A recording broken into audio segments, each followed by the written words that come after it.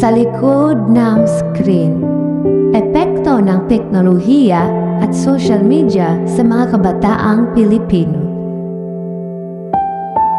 Sa panahon ngayon, halos lahat ay konektado sa internet.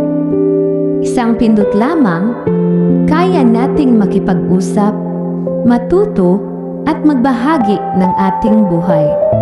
Ngunit sa likod ng bawat screen, may mga problemang unti-unting sumisira sa maraming kabataang Pilipino. Si Mia ay isang ordinaryong estudyante. Mahilig siyang gumamit ng social media upang makipagkaibigan at makasabay sa uso. Sa una, masaya lamang ito para sa kanya.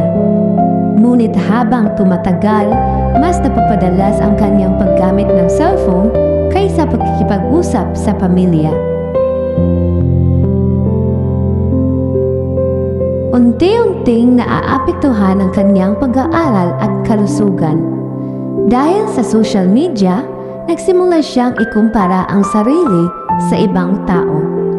Bawat likes at comments ay naging sukatan ng kanyang halaga, hanggang sa mawalan siya ng kumpiyansa sa sarili. Habang lumalawak ang mundo sa internet, unti-unti namang nawawala ang tunay na koneksyon ng tao sa isa't isa. Maraming kabataan ang nakakaramdam ng pag-iisa, takot at pressure dahil sa social media. Ang teknolohiyang dapat sana'y tumutulong ay nagiging dahilan ng pagkasira ng tiwala sa sarili.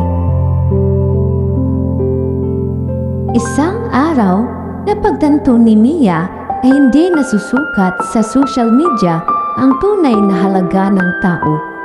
Mas mahalaga pa rin ang kalusugan, pamilya at tunay na relasyon. Doon niya sinimulang baguhin ang kaniyang sarili. Hindi masama ang teknolohiya. Malaki ang naitutulong nito sa edukasyon at komunikasyon. Ngunit, mahalagang gamitin ito ng may disiplina at responsibilidad. Dahil sa likod ng screen, may tunay na buhay na dapat nating pahalagahan. Kaya, gamitin ang teknolohiya upang mapabuti ang buhay, hindi upang mawala ang sarili.